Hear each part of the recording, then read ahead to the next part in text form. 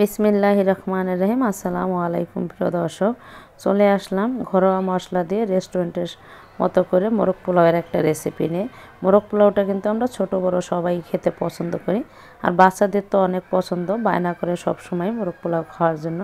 তো আমরা চড়া দাম দিয়ে বাজার থেকে কিনে না নিই, কিন্তু বাসায় খুব সহজে রেস্টুরেন্টের মতো করে মোরগ পোলাওটা রান্না করে নিতে পারি।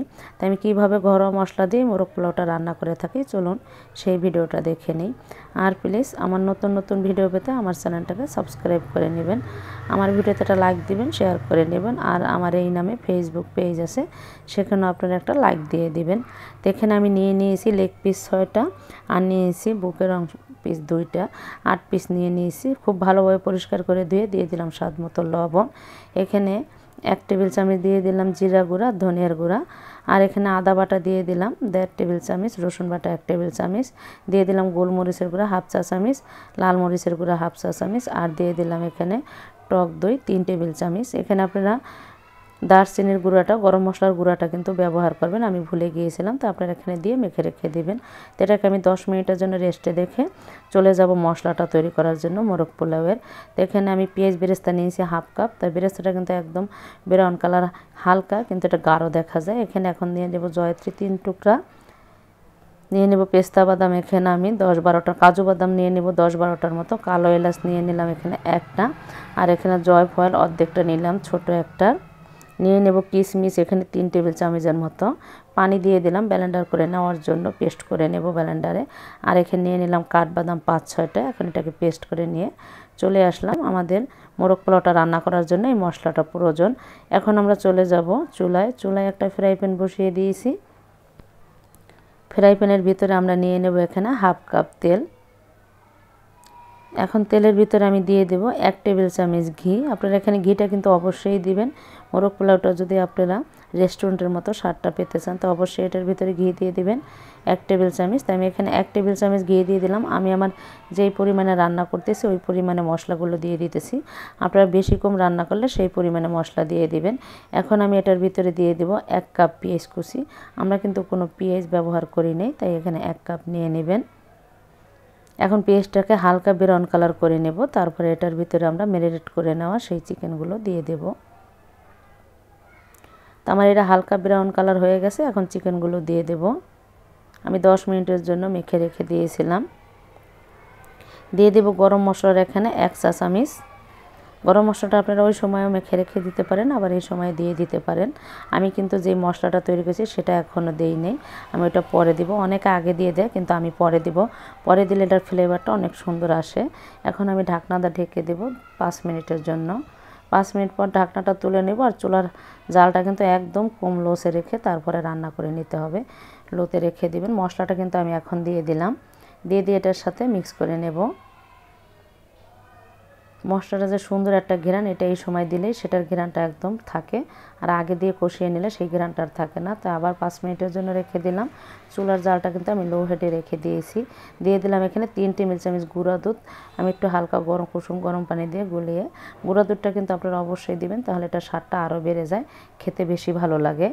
এখন এটাকে আমরা অল্প জালে রেখে এটাকে প্রায় 15 থেকে 20 মিনিট জাল করে রান্না করে নেব। এইভাবে কিছু সময় পর পর আমরা নেড়ে দেব। একটা তেজপাতা আমি কেটে তারপরে দিয়ে দিলাম এখানে, যেহেতু গরম মশলা আমরা গুঁড়োটা দিয়ে দিয়েছি, তাই তেজপাতাটা একটা কেটে তারপরে দিয়ে দিলাম। এখন আমাদের চুলার জালটা রেখে তারপরে এইভাবে অল্প আঁচে রেখে রান্না করে নিতে হবে। চিকেনের গা থেকে যে পানিটা বের হবে ওই পানি দিয়ে আমাদের একদম সিদ্ধ করে রান্না করে নিতে হবে। তো আমার এটা কিন্তু রান্না করে নেওয়া হয়ে গেছে, তেল আর মশলাটা একদম বেরিয়ে গেছে, আপনারা দেখেই বুঝতে পারতেছেন। এখন এটাকে আমরা নামিয়ে রেখে দেব, সব নামিয়ে নেব।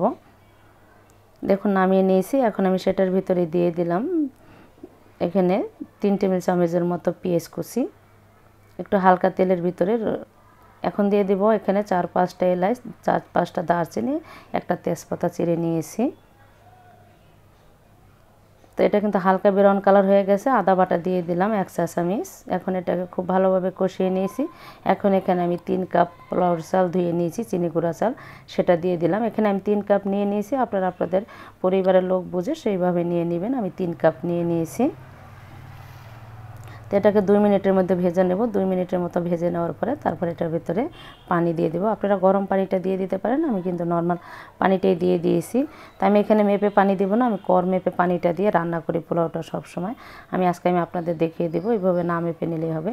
এরকম কর মেপে আমি 1 কর পানি দিয়ে দিই, যতটা চালে নিই আমি 1 কর দিয়ে দিলাম। এখানে আমি মরিচ 4-5টা দিয়ে দিলাম, গুঁড়া দুধ 3-4 টেবিল চামচের মতো, আর দিয়ে দিলাম এখানে আমি ঘি 1.5 টেবিল চামচের মতো, লবণ দিয়ে দিলাম পরিমাণ মতো। এখন এটাকে ঢাকনাটা ঢেকে তারপরে রান্না করে নিব। আর আপনারা অবশ্যই কিন্তু পোলাওটার ভিতরে গুঁড়া দুধটা দিবেন, তাহলে কিন্তু এটা স্বাদটা বেড়ে যায়। তাই আমি 5 মিনিট পর এটাকে একটু নেড়ে চেড়ে নেব। এখানে দিয়ে দিব আমি কিশমিশ 1 মুঠের মতন। এখানে আমি 2 মিনিট পরে ঢাকনাটা তুলে কিশমিশটা দিয়ে দিলাম, তা না হলে কিশমিশটা কিন্তু সিদ্ধ হতে সময় লাগবে, সেই জন্য আমি দিয়ে দিলাম। এখন এটাকে ঢাকনাটা ঢেকে দেব। তারপরে 3 থেকে 4 মিনিট পর এটাকে আবার ঢাকনাটা তুলে নিব। তাই 3 থেকে 4 মিনিট পর আমার পোলাওয়ের পানিটা কিন্তু একদম শুকিয়ে আসছে, দেখুন। আর আমার পানি কিন্তু আর লাগবে না। এখন এই সময় আমি চুলার জালটা একটু লো করে দেব। এর আগে কিন্তু পানিটা দিয়ে দেওয়ার পরে আমি হাই করে দিয়েছিলাম। এখন এটাকে সমান করে তারপর এটাকে একদম লো করে ঢাকনাটা ঢেকে 10 মিনিটের জন্য রেখে দেব। এইভাবে সমান করে এটাকে আমি একদম চুলাটা লো করে 10 মিনিটের জন্য ঢাকনাটা ঢেকে তারপর 10 মিনিট পর চলে আসবো। চলুন, আমি 10 মিনিট পরে চলে আসলাম। এখন আমি এখান থেকে পোলাওটা উঠিয়ে নেব অর্ধেকটা। আমার এটা কিন্তু সিদ্ধ হয়ে গেছে, হালকা মাইজ আছে, কিন্তু 90% সিদ্ধ হয়ে গেছে, 10% আছে। এটা আমি যখন দমে রেখে দেব ওটা সিদ্ধ হয়ে যাবে। তো এখন এটার অর্ধেকটা উঠিয়ে দিয়েছি, আর অর্ধেকটার ভিতরে আমি এখন চিকেনগুলো দিয়ে দেব এইভাবে। তো এটা বসিয়ে দেওয়ার পরে একটু সমান করে নেব। সমান করার পরে তারপরে এখানে আমি উপরের দিকেও ভাতটা দিয়ে দেব। আমি এখানে 2টা সোনালী মুরগি নিয়ে নিয়েছি, আপনারা যে কোনো মুরগি দিয়ে রান্না করে নিতে পারেন। আমি সোনালী নিয়ে নিয়েছি, ওখানে বলতে ভুলে গিয়েছি। আপনারা যে কোনো মুরগি দিয়ে আপনি রান্না করে নিতে পারেন। তো উপরে দিয়ে দিলাম আমি পেঁয়াজ বেরেস্তা, আর দিয়ে দিলাম 1 টেবিল চামচ ঘি। তারপরে এটাকে ঢাকনাটা ঢেকে রেখে দেব 10 মিনিটের জন্য। আমি এখন এটাকে ঢাকনাটা 10 মিনিটের জন্য রেখে দিলাম। 10 মিনিট পরে আমরা ঢাকনাটা তুলে তারপরে এটাকে পরিবেশন করে নেব। তাহলে চলুন আমরা 10 মিনিট পরে চলে আসব, ঢাকনাটা তুলে তারপরে আমরা দেখে নেব পোলাওটা আমাদের কীরকম হয়েছে। 10 মিনিট পর চলে আসলাম। এখন আমি আপনাদের একটু দেখিয়ে দিই আমার মোরগ পোলাওটা কীরকম হয়েছে।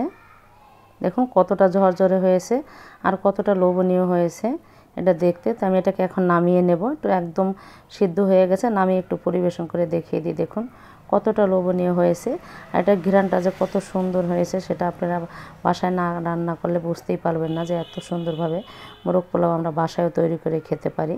আমরা কিন্তু দোকান থেকে চড়া দাম দিয়ে কিনে এনে বাসায় কিন্তু খুব সহজেই এইভাবে ঘরোয়া মশলা দিয়ে তৈরি করে নিতে পারি। এই মশলাগুলো কিন্তু আমাদের বাসায় সব সময় থাকে। তো আমি ডিমও সিদ্ধ করে নিয়েছি, সেটাও এখানে দিয়ে দিলাম। মোরগ পোলাওয়ের সাথে কিন্তু ডিম লাগেই, ডিম ছাড়া হয় না।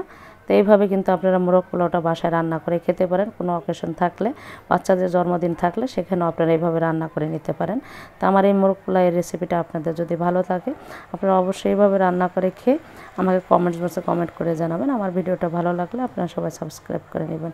ভালো থাকেন, আল্লাহ হাফেজ।